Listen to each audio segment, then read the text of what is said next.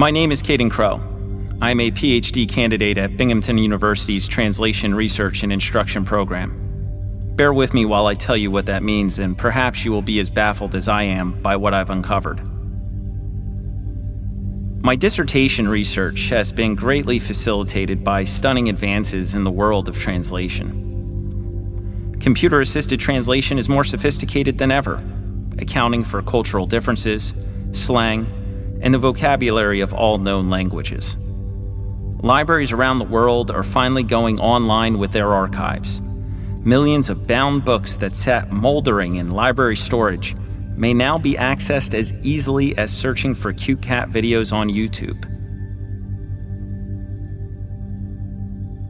Comparing similar stories from different languages, be they myths or historic events, allows us to discern subtle differences in meaning. The more examples we can analyze, the more our translations improve. I've developed a process of searching libraries from around the world for these matches, looking for phrases that come up the most in the most languages, across the most libraries, and a variety of metrics. I've noticed that a most intriguing sentence emerges again and again. It's not very high on the list, but it's on it. And I find it in various languages: Greek, Hebrew, Arabic, and Albanian, spanning both cultures and time. The most recent and intact example we have is in Korean, written sometime in the late 80s. This reoccurring sentence is actually the title to a story. Evidently, this story is being told, retold, and added to as time goes on. And with each more recent telling, the story becomes more vivid, with deeper reflection on what has happened in the past. Next to the title in each work, always spelled in Hebrew, is the name Jordan. As crazy as it sounds, it seems to me that the same person, named Jordan, is writing and rewriting this story across cultures and across time. It reads as an autobiography that spans many, many lifetimes. Its inscrutable title is "We Are at War with Us." I'll begin where Jordan always begins, with his love story.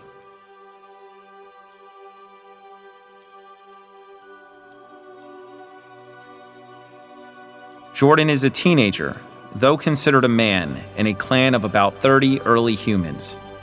They're traveling north, following a coastline that no longer exists today.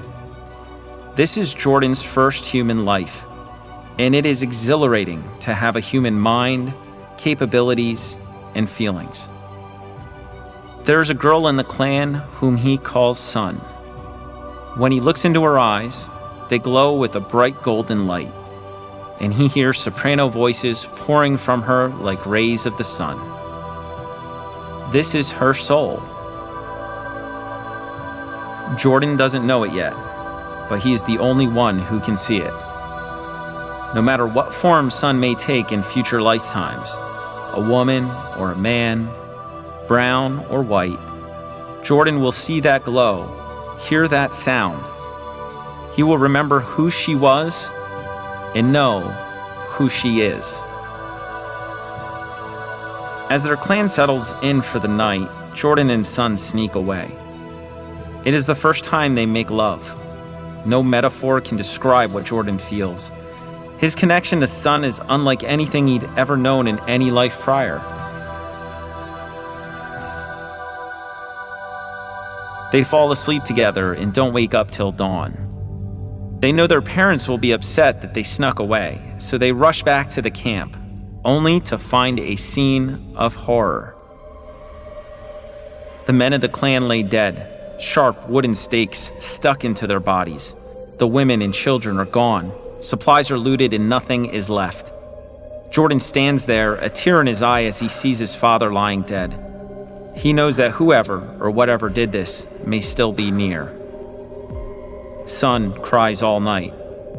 It occurs to Jordan that this same day of new, powerful, and joyous connection with Sun now brings them pain as well. They are now one, which is how the two of them survive together until one day, when Jordan is out hunting for food, he hears Sun scream. She is giving birth to their first child. As naturally and painfully as you can imagine, Sun pushes, moans, and brings a beautiful little girl into the world. The baby's eyes glow orange, and the sound of wind emanates from her. Jordan can feel her moving, even when she is still. He names her Wind. In every lifetime after this one, it won't matter if Wind is a he, sailing on a trading ship in the Mediterranean, or a she, prostituting herself on a stagecoach heading for the Wild West. He or she may even be in shackles, a slave. Wind now is, and ever will be, Jordan's child.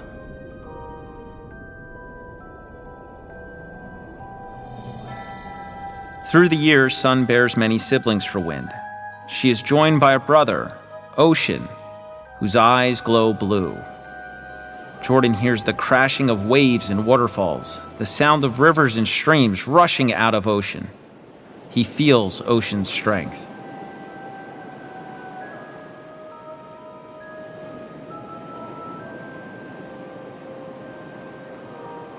One night, a snake slithers into the camp and onto Wind while she is sleeping.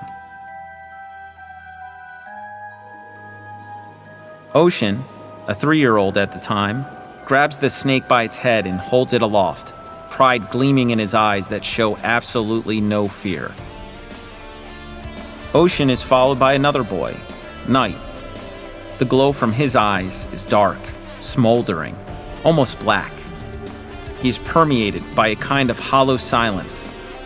When Night is born, he does not cry.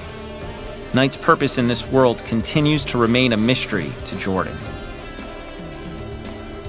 Their second daughter, a joyous being with pink glowing eyes and the sound of 1,000 violins streaming out of her, he names Bird. One day, many lifetimes from now, Jordan will hear Bird sing like an angel at a concert hall in Vienna. And finally comes their youngest, a boy with glowing green eyes and low-pitched sounds emanating from him. Jordan names him Thunder. These are Jordan and Sun's children. This is their first human family. It is the lifetime in which he discovers love.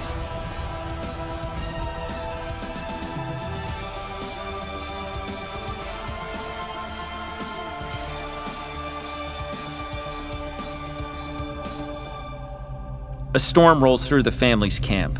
A bolt of lightning hits a tree near them, setting a branch aflame. As it falls from the tree, Night reaches out to touch it. He smiles and starts to laugh as he is burnt. The storm passes, and Night begins throwing more sticks on the fire. Bird dances around it, singing along with the crickets. Sun is nursing Thunder, a newborn at the time. Ocean is banging rocks off each other, making sharp edges. Wind then leads Ocean, his sharp new weapon in hand, on a hunt. They return dragging behind them a slain wild boar. Ocean raises the bloody sharp rock into the air, just as he had held the snake as a child, and with the same look of pride. Night picks up the animal and lays it on a slab of rock next to the fire he built, then takes the sharp rock and cuts the animal's belly open. Bird puts her hand on the boar and whispers. The family sits around the fire, eating. Jordan breaks into Bird's cricket song and everyone starts laughing. Bird is busy making a necklace out of the bones of the boar. She runs up to Jordan and slips it around his neck. It is a great night.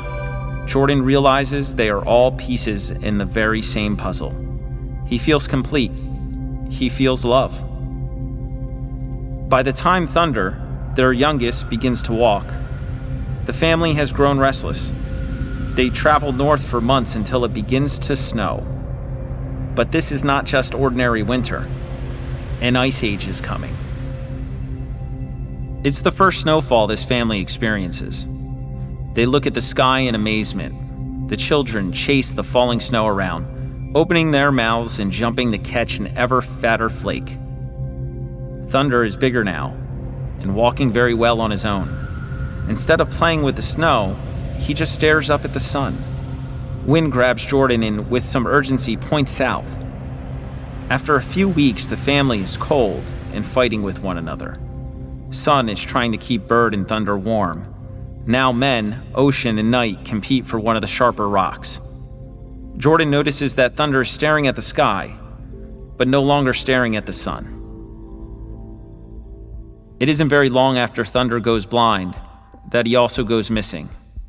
Jordan searches for days, but as food is scarce, there is no time to continue looking for Thunder. The lives of all his children are in jeopardy now. He finally listens to wind, and they begin to move south. No matter how far they travel, though, they can't escape the cold. Jordan leaves his family at a base camp. His searches for food become longer and more dangerous. And on his way back from a hunt, he finds one of Bird's necklaces, covered in blood. He runs back to the family, unable to breathe and barely to yell. Jordan shows them the necklace. He thought that because Thunder went blind, he must have wandered off, fell, and been buried by the ever-falling snow. With Bird, though, Jordan had evidence. Something got her. He and his son search for weeks and find nothing. Jordan, hunting alone again, climbs a steep part of the mountainside, hoping to find food, and instead comes face to face with a pack of wolves. He tries to slide back down the mountain, clawing and kicking the slowest fall. One of the wolves chases after him, quickly loses footing, and rolls past him, smashing into the rocks at the bottom. He can see that the wolf is dead. Its light is gone. Jordan survives with only a few broken ribs, his children's possible killer, and his family's dinner. Every movement brings excruciating pain now. He's carrying the wolf and trying to move forward, get back to the family. He can hear the wind whipping through the trees in the forest until, all of a sudden, off in the distance, he hears something different. He hears silence. Through the trees, he struggles to see it. He can't believe it. His son, Night, is hunched over, feasting on his own mother. Jordan's love, Sun's golden light, is gone. Night didn't suffer the hunger of winter like the rest of the family. It was Night who killed Thunder. It was Night who killed Bird. And now his mother, Sun. Jordan races toward Night. He has to fight him. He has to save the others from Night's appetite. Night raises his sharp rock and jams it into Jordan's ribcage, the very spot of his broken bones.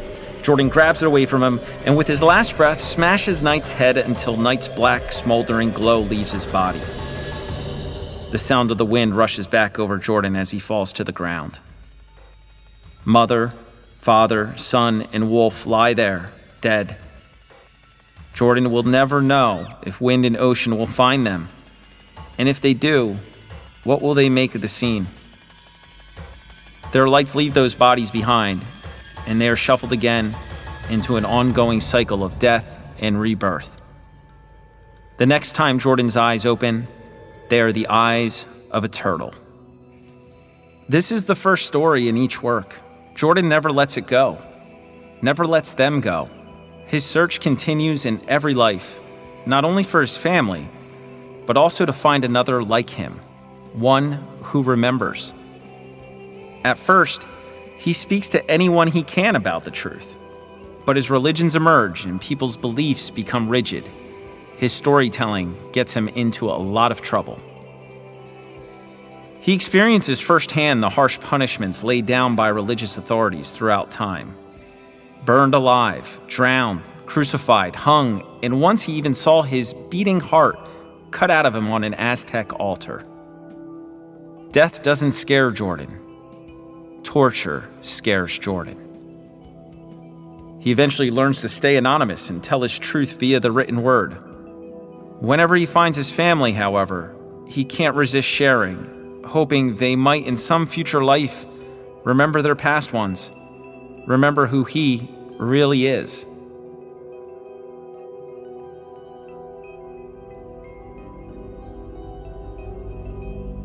Jordan finds wind and ocean again. working the docks of a town along the Mediterranean. Ocean, now the father, and Wind his son. Of course, Wind and Ocean have no clue who Jordan is. But Jordan, just back from digging up treasure he buried several lifetimes before, is able to pay them very well and gets Wind and Ocean to work on his trading boat for a few months. If you've ever had someone you really care about leave for a long time and then finally come home, if only for a few days, you know how overwhelming it can be. Jordan, sailing with Wind and Ocean, his first daughter and first son, at last experiences such moments. He spends the early part of their voyage learning about their lives, listening to their problems, and offering advice as a father would. A conversation begins between Wind and Ocean about the afterlife. They argue over which god or gods they will be facing. Jordan asks, "Everyone always talks about where we will go when we die, but why doesn't anyone talk about where we were before we were born?" Ocean responds, "A past life? No one remembers a past life. So what good is it if we can't remember it?" Jordan says, "You're lucky you don't remember. 10 lifetimes ago, you died with your family in the ashes of a great volcanic eruption. 5 lives ago, you died slowly in the jaws of a tiger. And in your most recent life, the life before this one, you died at the hands of rampaging soldiers who brutally beat and raped you. Can you imagine being born with such memories? An innocent baby having to start life with so much death. I've come to believe that this past life amnesia is a gift to the human and a curse to humanity."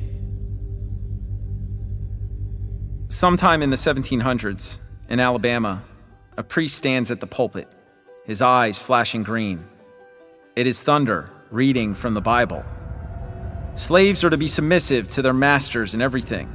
They are to be well-pleasing, not argumentative, not pilfering, but showing all good faith, so that in everything they may adorn the doctrine of God, our Savior.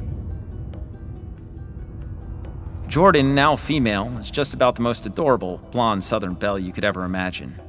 She's at the service with her father, one of the town's wealthiest plantation owners. Listening to this sermon, Jordan can't help but cause a ruckus.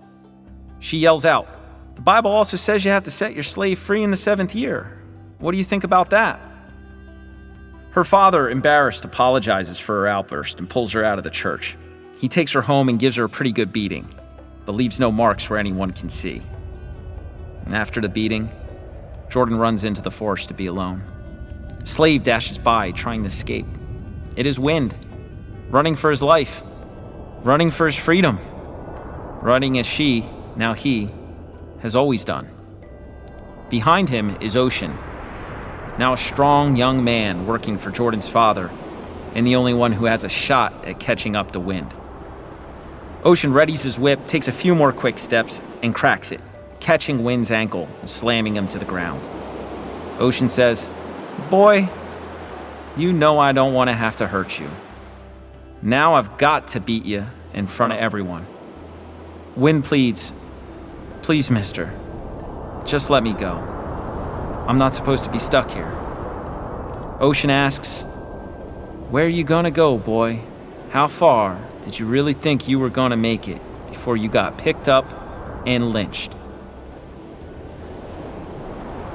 Ocean helps Wind to his feet, but before Ocean realizes it, the other men catch up and start beating and kicking Wind.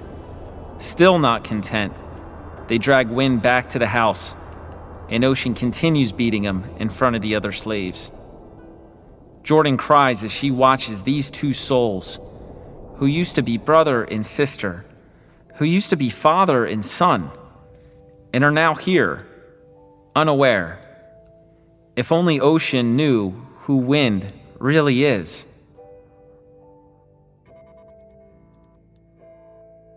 In the middle of the night, Jordan goes to Wind with food, medicine, whatever she can gather. Wind, bruised, beaten, but wide awake, asks, "Little girl, why you here? You gonna get me killed, and about now, that might be the best thing for me." Jordan slides the supplies through the bars and runs off. The next day, Jordan's father demands that she join him for church again. Her father is a proud, harsh man. He has built his fortune on being merciless to his slaves and his own family. It's important to him that he show the congregation he can control his own child. And even though Jordan stays quiet during the Mass this time, as an additional punishment, after church her father takes her to the slave auction, a favorite pastime for him and a horror for her. They bring a few young women up onto the stage. They are all about the same age as Jordan at the time. Jordan watches the old men outbid each other for the youngest and prettiest. She fears that most of these women will continue to endure a different kind of torture, and it is torture for her that she is powerless to do anything about it.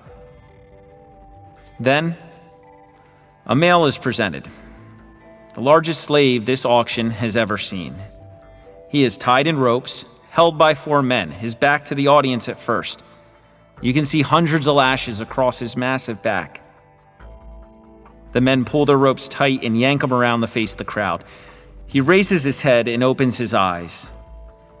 His eyes emit a bright golden light, and soprano voices pour from him like rays of the sun. He is son. He is Jordan's son. Jordan is crippled with emotions. After so many lifetimes, he had almost given up on ever finding son again. She acts quickly, nudging her father and teasing that even he could never whip that beast into submission. Jordan laughs and points at son. "He's way too much slave for you, Daddy." Her father's pride and ego, so predictable. Even though this slave is a dangerous investment, he rises to the irresistible challenge. He outbids everyone, and son is brought home with them. Jordan tries to hold back her tears as she watches her father and Ocean taking turns beating son, their time-honored way of welcoming new slaves. Jordan makes eye contact with son and breaks down. Though his body bears scars of abuse that Jordan can hardly imagine, son's soul is as beautiful as it ever was. Son has no memory of Jordan, but that doesn't matter. Jordan remembers.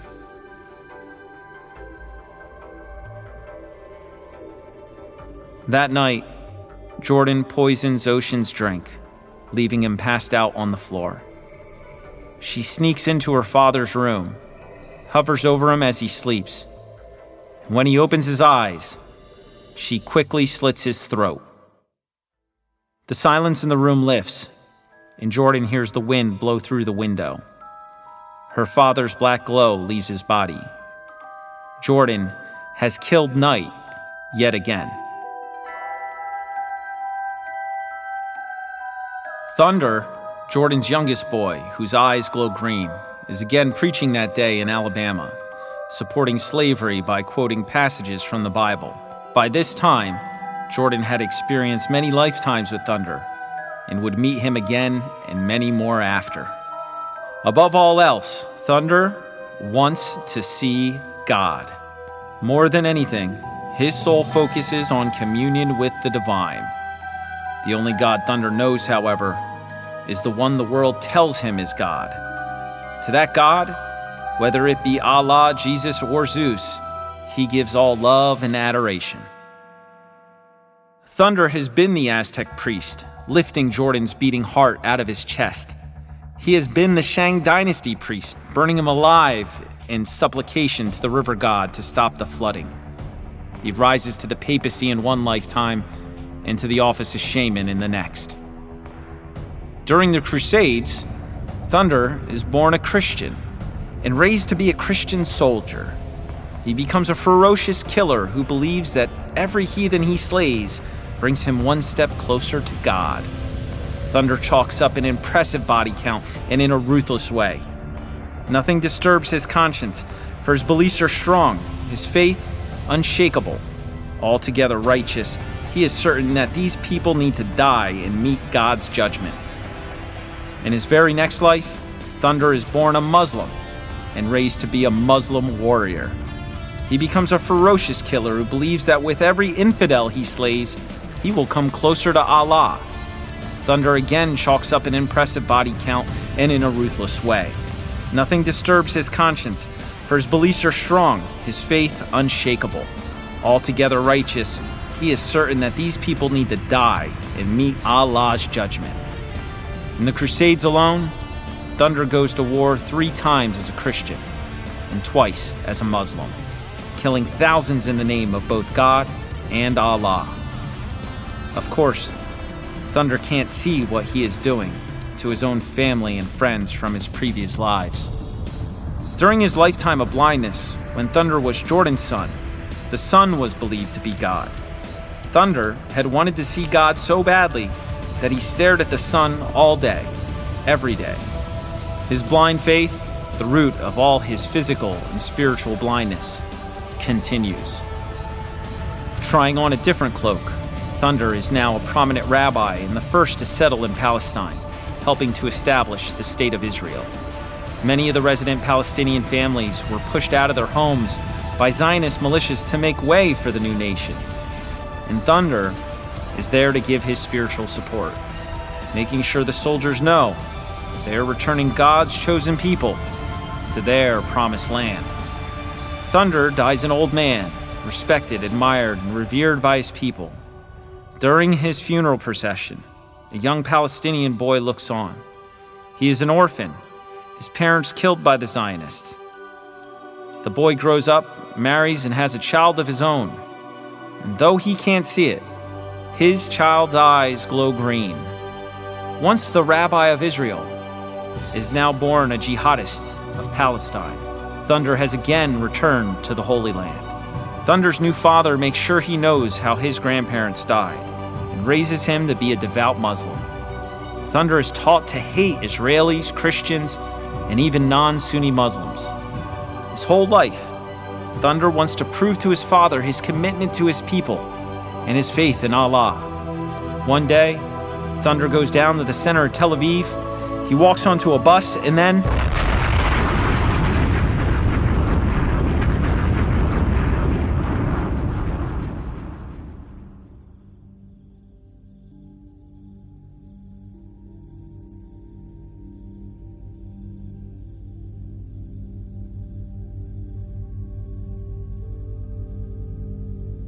It's been hard for me to process this story, to try to understand what it means, how it changes things.